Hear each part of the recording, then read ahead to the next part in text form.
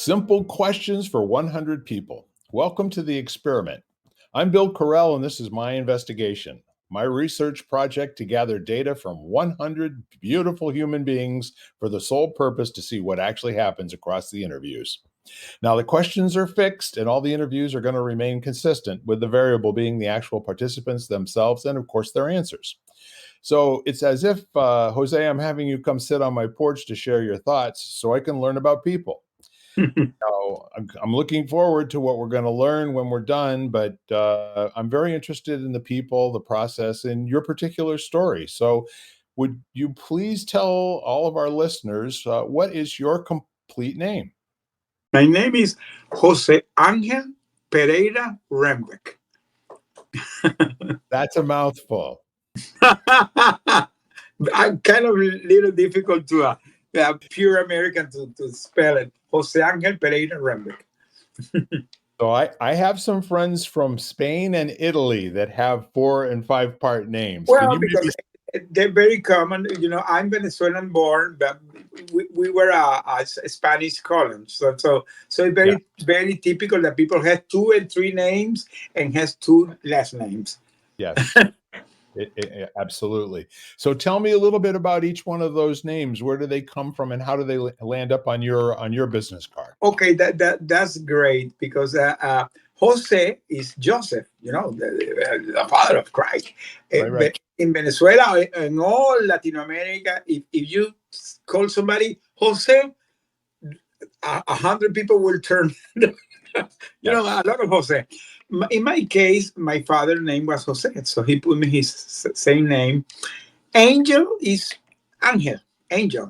So my father was also Angel. So my name is the same name of my father. The Pereira, that is the last name, is a Portuguese. It's Portuguese, but my Portuguese is not from Portugal. My Portuguese is from a island that was in Africa. There was a Portuguese colony called Cape of Buena Esperanza. It was a Portuguese island. And the Sure. Rembek comes from Dutch.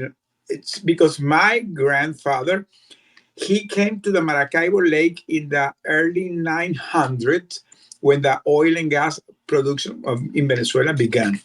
So he Yes. was one of the pioneers in the oil and gas production in Venezuela in the Maracaibo Lake. So he came with a Royal Dutch shell, today is shell, with Yes. shell, and he met my grandmother, and then come my mother, and here I am. So just out of curiosity, this is a fascinating story. What end of the business was your dad in? Was he an engineer or a geologist or he, management he or what? became he became a petroleum engineer because, as I said, I today I'm a fourth generation because my grandfather was oil and gas worker, my grandmother too. My Uh, mother, so when my mother met my father, both were working in the oil and gas. My father became oil and gas petroleum engineer. We were assigned here to Tulsa, Oklahoma. And when I returned being a kiddo to Venezuela, I was living in American camps because was the time the American companies were running the oil and gas production in Venezuela. So sure. my interaction with the American culture and the oil and gas has been forever. Yeah. That's fascinating. And from the standpoint of names, I guess the next question is pretty appropriate. What was your favorite nickname that most people don't know you have? This is something great. When I saw that question, I was joking so much. I had Yeah. read a story.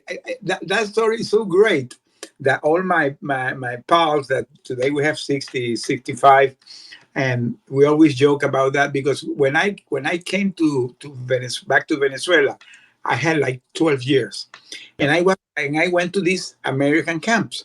So I went to an American elementary school, and there was a football team, American football, not soccer, American football.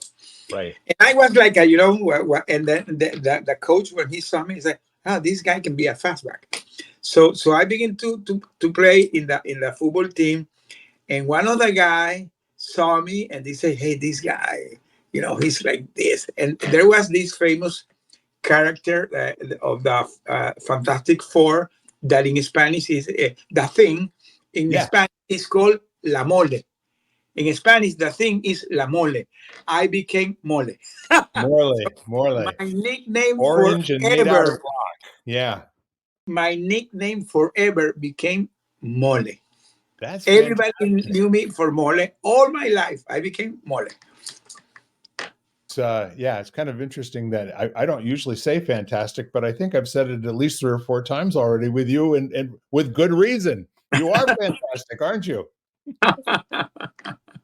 So, that's great. Were there any other family nicknames? Anything that maybe your mom or your dad or any of your siblings may have called you? No, no, I was mole. I became mole. I have a joke even that because when I graduated, I began to work in the oil and gas. And then working in the oil and gas, I did my career. And at some point, I was a manager. Yeah. I became a manager. And I was in my office, and my secretary one day come and said, "Hey, Mr. Pereira, there's somebody outside saying that he wants to talk with you, that he's a old friend of you." I said, "What is his name?" And she gave me the name of the guy. I don't remember the guy. And then she came back and said, "He's telling me to tell you that you are known as La Mole." When he said Mole, I had to be a childhood friend. When There I you saw that go. Kevin said, "Hey, it's you. Why you call me Mole here? Come on. I'm Mr. Pereira, Good for you. Good for you. So, Jose, when did you first notice what color hair you had? Wow. That's a very nice question. Very young. I don't know. I Yeah. had never thought about it. When did you notice you had hair? Oh, well, when I was a kid, I had a long hair. So Yeah. my hair was very well treated. So yeah, I had this. Oh, what?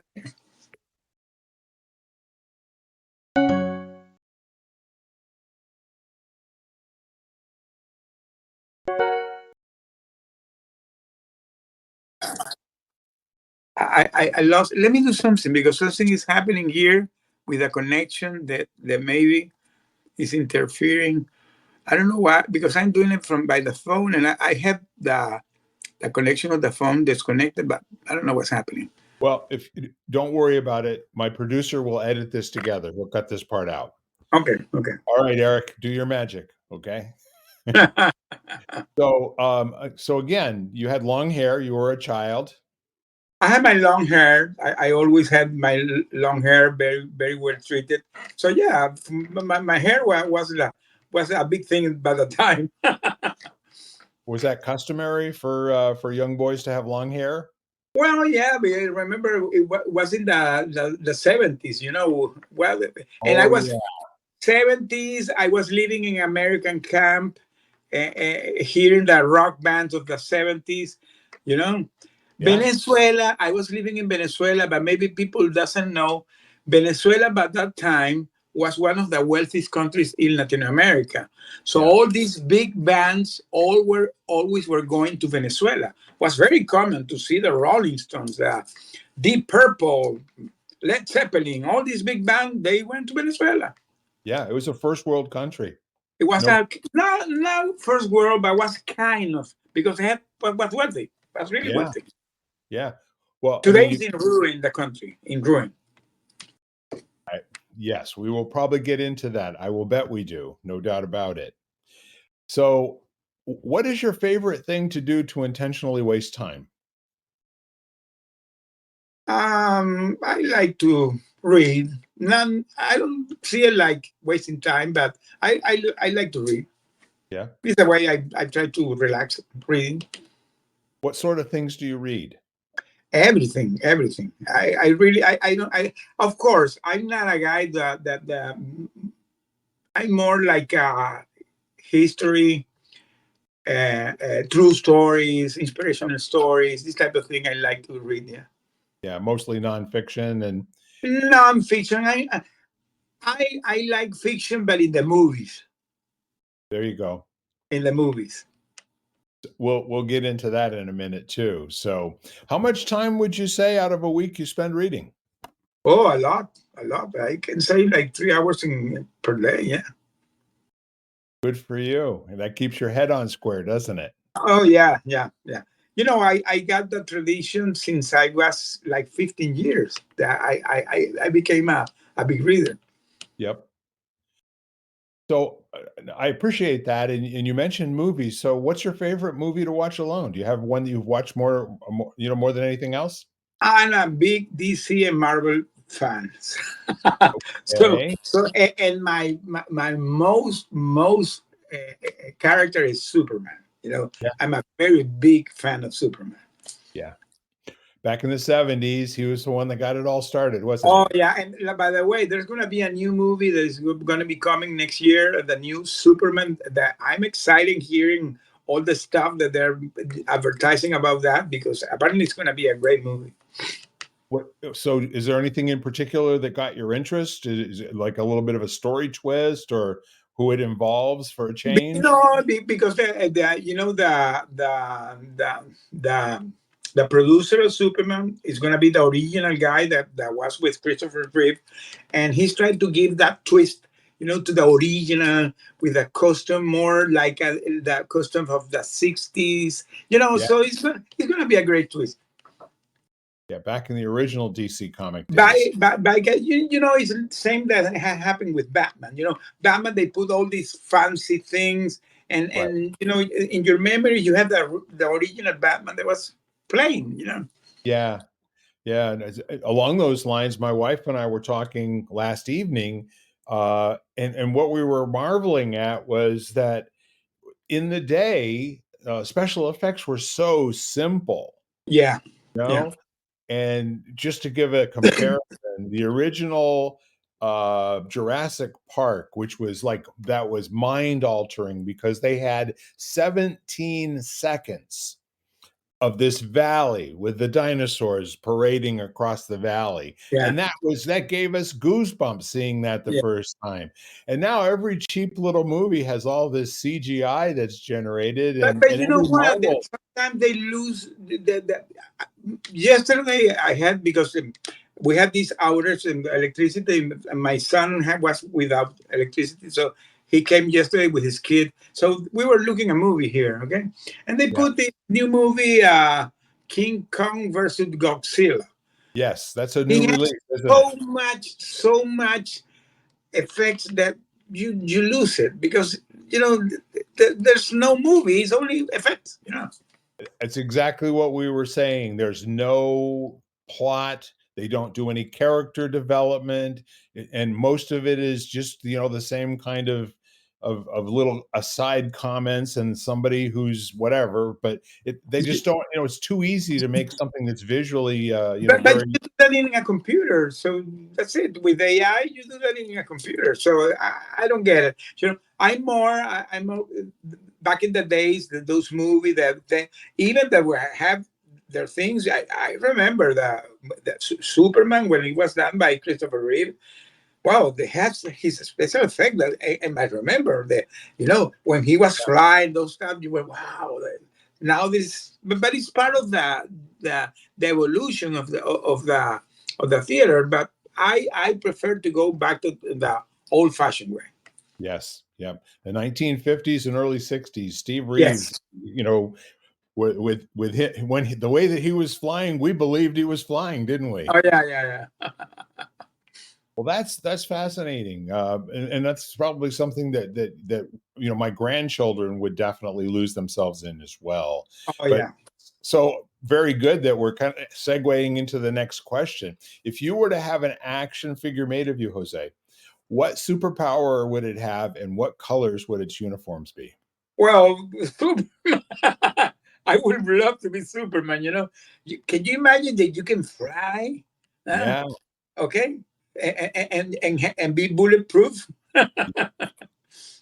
Would you also have the X-ray vision and the Oh, laser definitely, vision and yes, definitely. All the goodies, freezing breath where you blow on everything, people and everything. reduce their Everything. temperature to absolute zero? Yes, sir.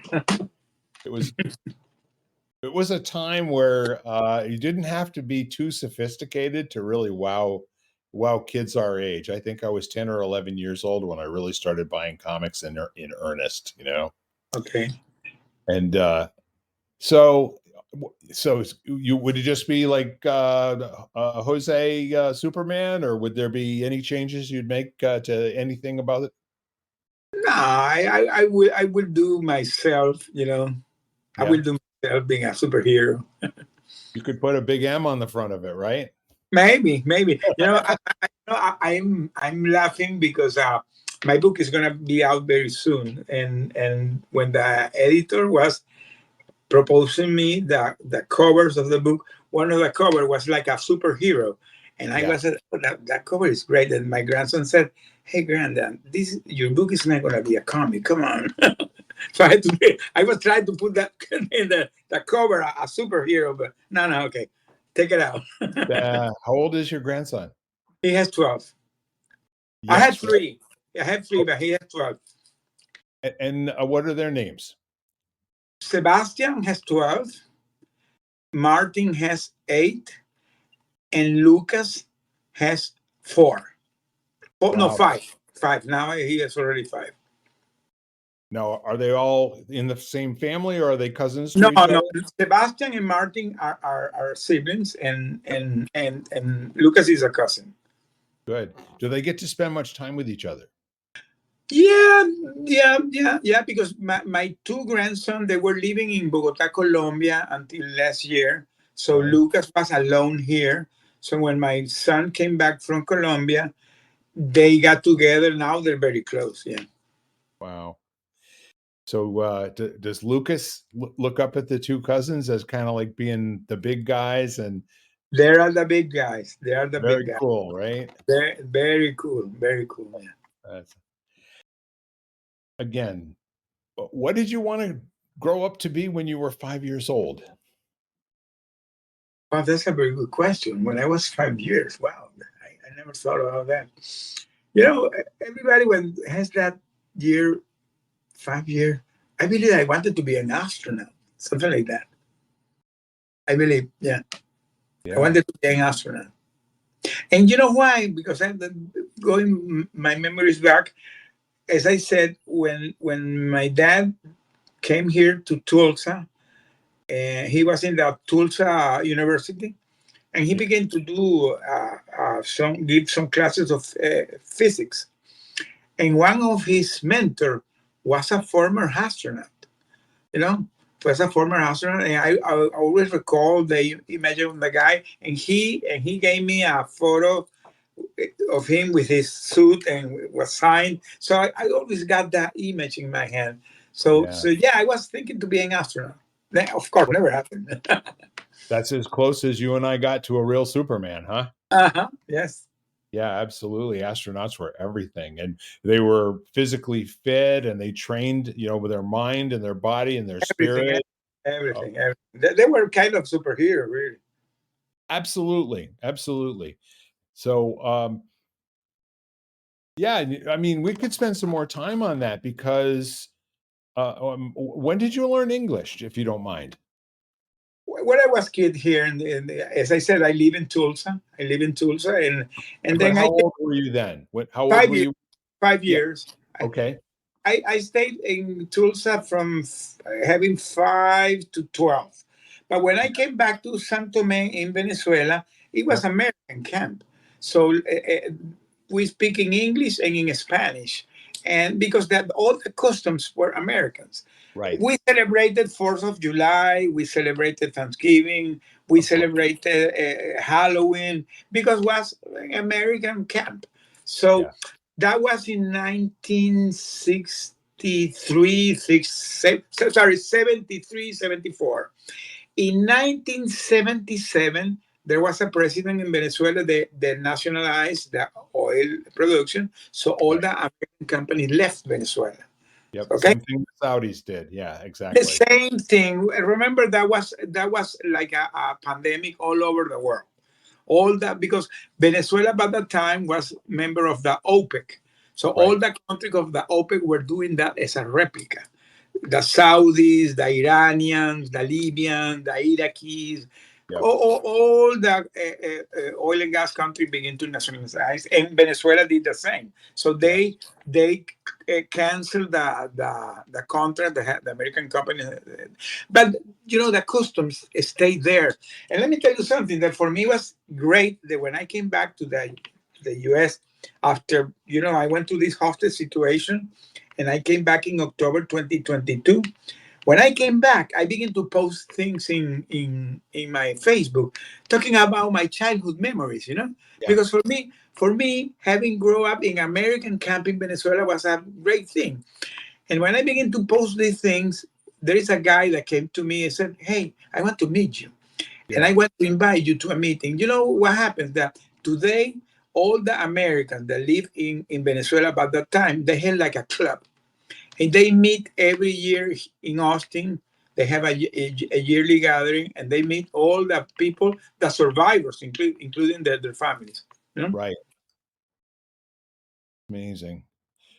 Eh, But that's what you do, right? To stay in communication and, just exchange ideas with each other and keep a family relationship with your compatriots, right? Yeah, correct. Yes, yes. So I'm looking forward to this question. What is your greatest accomplishment? Well, for me, has been survived my hostage situation, Yeah. coming back in one piece, and with my mental health. I'm not gonna say that it's gonna be perfect, but I think it's okay. And Yeah. coming back and rebuilding my family ties, and rebuilding my life. For me, that's my great accomplishment. Well, see, there's something that I know about you by reputation that Jan told me about your story. And I'm wondering, to kind of put a context here, you haven't led an easy life as an adult, have you? No, of course not, because when in 2017, that was 7 years ago, I went to this hostage situation. When Yep. I was ready, I was becoming an advisor because I was ready to get retired. And this situation happened to me that never happened. And I stayed 5 years in that hostage situation. So, Yeah. so it was not easy. Of course, it was not easy. So what happened for you that you were able to get out? How I got out, it will be, well, the love of my family, the, Yeah. the, the love of my family, the hope that God infused me, and the faith that I was going to come back Yeah. to my, yeah, that I'm keep me sure you going. had days when you weren't sure about that, right? Well, I don't say days. I can say months. Yeah. There was some time that you felt that you were lost behind, that you will not survive that. But at some point, you begin to put your mind in the path that you're gonna make it. You're gonna make it. You're gonna make it, and then you keep going. Yeah. If you don't mind, I got a couple more questions for you here. You went through a period of time in Venezuela where it was just a normal country. Everything was very functional. People had jobs, they had money in the bank. Their kids got college educated. They did what they wanted to do, and it was a place where you could have a dream and achieve it, right? Correct. Totally correct. I grew up, as I said, in this American field. Wonderful. I did my career, great career in oil and gas. I never had no thought to immigrate to Venezuela because it was a great country, Yeah. beautiful beaches, beautiful landscape, beautiful everything. It was a booming economy, and you can travel. I did my travel every year. I had a property here in the U.S. that I came for vacation. So Yeah. so so the situation of Venezuela was great until these communists came, and that is something that yesterday I was talking this with a friend. There are a lot of things going in the world that thinking that that the progressive. Look what happened to the country. They destroyed the economy. So yes, and here's the thing is that how your countrymen behaved with you personally, you would never have expected that to happen, that people, your peers, that people who you had been, working side by side, that the government would have these people do the things that they did to you. And Of course, because but that's the problem with these people. They brainwash the mind of the people. yeah. Yeah, well, we won't spend any more time there, but I'm really looking forward to diving in deeply at another point. Yeah. And that is a great accomplishment. I want to, acknowledge that there are people who didn't make it out. There are people who didn't survive, and there's something special about you, and there's something about your life's message, I believe, that the work that you're doing now and writing your book and telling your story to other people, that you're actually spreading some information that I think would be good for people to listen to. That's Yeah. my opinion. Okay. Yeah. So back to the questions, the scripted questions, shall we say? Who's your favorite person to listen to? My first, well, I don't know if he's a person, but I love to hear God. Yeah. I love to hear God. You know, His wisdom. Yeah. Yep. How do you have access to hearing God? How does that work for you? Well, let me tell you, yes, during my ordeal in my captivity, I heard His voice, how He was keeping care of us. Yeah, I have a lot of presence of God there Wow. that changed my life. Yeah, that changed my life. Sounds like you became a very good listener. I not only listen, I see the signs today. Yeah. Yeah, that's fantastic. Is this something that you talk about in your book?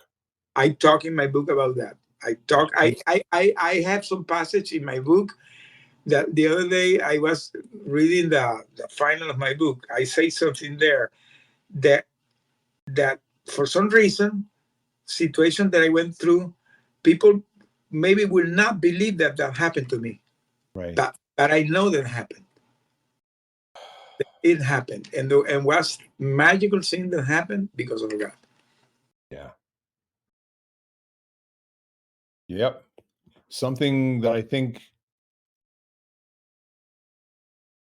is good. It's a good lesson and a message for us to consider, and to imagine for a moment when we go about our lives exactly the way that you did 20 years ago, 15 years ago, 10 years ago. Life is just how it is. And you had a predictable way things were going to turn out and how the family was going to go. And all of that was turned upside down. And now you don't know if it's ever coming back down there, Let me tell you something. I was a guy that always was planning my life. I had a very structured way looking Yep. my life. And by the way, I was successful because at the end of my career, I did all the step by step. But one day God said, you know what? The things are not gonna be that way. It's gonna be changed. And boom, everything was gone. But Yeah. now today I understand that was part of his master plan. Yes. And now you're out. And I am out. And now you're a happy clam, aren't you? And now my life changed, and now I see things that before I didn't see it. So that's a lesson behind all of this. Well, with all of your life's experience and lessons, I would like to hear your answer to this question. Please complete this sentence, Jose. When I grow up, I'd like to. Well, become the man that I am today. Yeah. Become the man I am today because I have a lot of lessons. I'm very aware of things that mistakes I did in the past, things with the family. I had a lot of time, my friend, to revisit my life. Believe me, when you're in that place in a solitary confinement, you begin to. It's like revisiting your life, and now you're very aware of the things that you did, and that you say to yourself, "Why you did this? Why this happened? Come on, man!" No, so now I'm aware about that. Yeah. Yeah, absolutely. So this is it. This is when you grow up right now, isn't it? Yeah. Well, I'm still in the process. I'm still, I'm still in the process. Yeah, a work in progress, as they say. Work in progress. Yes, sir. What's the most important thing to you right now? For me, my family, for me is God. For me is try to put my message out because I feel like a mission in life today that it's not tell my story because my story is kind of a consequence. Right, It's right. it's really the message. It's really the message behind the story, and that's the way even that my book I try to put it that the people that write the book is not saying, "Oh, wow, this guy went through all this stuff." Is that there is a message behind that Yeah, that if you have that connection with God, the support of the people that love you, you can make things in life any ordeal in your life, any adversity, anything, you can name it, whatever you're going through, because you don't have to go to a situation that I went through. It can be totally different adversity, but the pattern always will be the same. yeah, The way you decided to face things and the connection that you got with your force, with God, with your family, all this, it makes that you can make things and everything is in your mind. Everything you think, everything you say, it becomes your your reality at the end. yeah. There are a lot of people who live as if they are hostages in their lives on a daily basis. Correct. I say that They're- people are They a little bit experience all of that, but they're really not there, you know? And so maybe your message, bringing God into the picture, and also maybe there's a warning in there in terms of maybe, there's something that can be done when you start to see how things are changing, that maybe there's a time and a place to stand up and make a difference, as opposed to just waiting. This morning I did a conversation with somebody. I did this day a post in LinkedIn. I don't remember what it was, but this guy connected me and he wanted to talk with me.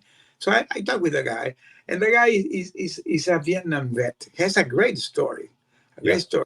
And he was telling me his story, and I said, "Do you believe in God?" And his answer was no. And I said to me, this is the missing piece that this guy has. So maybe I'm gonna have another conversation with him. Next time I talk with him, I'm gonna try to tell you need to believe in God, no matter the age you have. This is gonna change the way you see the things in life. yeah, yeah. People who don't believe in God are missing out on an opportunity.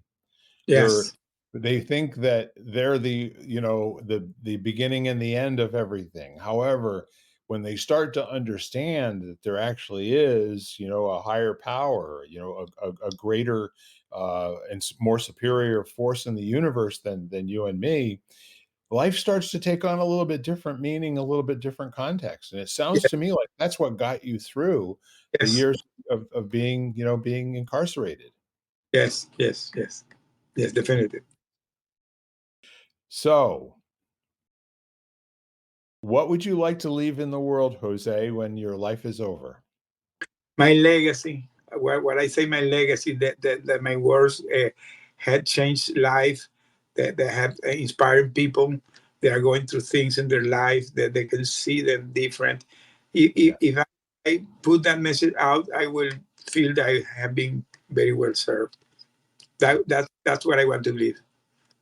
Yeah, I think more than most people I know, you're in a position to be experiencing feedback about how you're doing with that almost every day. Every day I'm connecting, and sometimes it scares me how I'm Yes. connecting people that I say, God, you're doing things because this is God doing it. Yeah. No doubt about it. I had I connected with a lady the other day. By the way, I did a podcast with her 2 days ago, Yeah. and when we begin to talk and we got that connection, she said, "How we met, Jose? Because you were introduced by chat, so chat connected, but we figured out that for some reason." I appear in her calendar and she appeared in my calendar I didn't book her and she didn't book me. How we got surprised, what was crazy, and we got connected. That's And great. Yeah, let's the old story of some things are just meant to be. yeah, So we're to the 13th question. I like to call it a baker's question. In your experience, when you go to a neighborhood baker or some crafts person where they're giving you something that they've made themselves, you buy a dozen of something, they give you a free 13th one here. And in Europe, that's a very European custom. So I'm going yeah. to get the baker's question, okay? Just an extra one. That's all that means. What is the thing that most people misunderstand about you? Wow. Well, because now I had this change in my life, and people sometimes don't believe it. Because the people that knew me in the past, I was a guy that I was always hyperactive, always with anxiety. I was always trying to push to do things. I'm not gonna say that I'm not pushy. I'm still being a little pushy, but now I see the things different. I'm more relaxed. I'm more, and the people sometimes don't believe it. Don't believe that because the people that know me in the past don't believe the change that happened to me. Yeah. Yeah, you believe it though, don't you? Oh, I believe it, of course. I believe it. Do you ever like wake up in the middle of the night and wonder where you are or you It, know? it has happened. It has happened. And sometimes I had fears that I wake and said, "Oh, there has been a dream." Yeah, being free has been a dream, huh? Holy moly. No, that's a fantastic message and story, and I really appreciate you tying your personal experience into finding God and becoming a good listener and actually hearing the voice of God, during your incarceration, and that's not for nothing, is it? That makes it very, very much a positive experience, from the way I hear you speaking. I always say that I'm not glad the situation that happened to me, but I'm glad the lessons I learned through Yeah. that situation. Well, that's it for our questions. I'll ask you, do you have any questions of me? No, I love this experiment. How many people have you interviewed yet? Off the top of my head, I think you're number 41 or 42 out of 100. When you get So to the 100, what are you going to do? Are you going to make some kind of a quiz or? no, I'll probably write a book about what I've learned from what everyone has had to say, Oh, and wow. um, just how I've found that almost everybody's story's a little bit different. But we go through life sometimes thinking that we're unique and that other people just wouldn't understand. And what I'm finding out is that at a basic fundamental human being level, we all are easy to connect with as long as we start like put the nonsense aside and just relate with each other and be accepting and loving and just more or less open our hearts a little bit. I will always say about that because I talk about leadership, and people ask me about how that works in a workplace. And in my previous experience, I did a lot of work in the oil and gas, working with joint ventures with international companies. Oh Because yeah. I had something that when I began to work in Venezuela, I was one of the few Venezuelans that spoke English. Okay, so so I was assigned to international, activities. So I work with several cultures. I work with Japanese. I work with Chinese. Yep. I work with Italians, Americans, British, Norwegian, French, Yeah. all those Taiwanese, Vietnamese. So I had a lot of interaction with other cultures.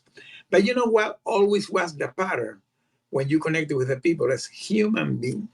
Yeah. When you as a human being, there was no culture, no religion, no nothing, simple human beings. And then when my situation hostel happened, I reinforced that because now I'm in that dungeon with all the political prisoners of Venezuela, almost 400 people. That was not a common prison. There was high-ranked people, militaries, journalists, politicians, high-ranking people. People Yeah. that I saw them in the TV before.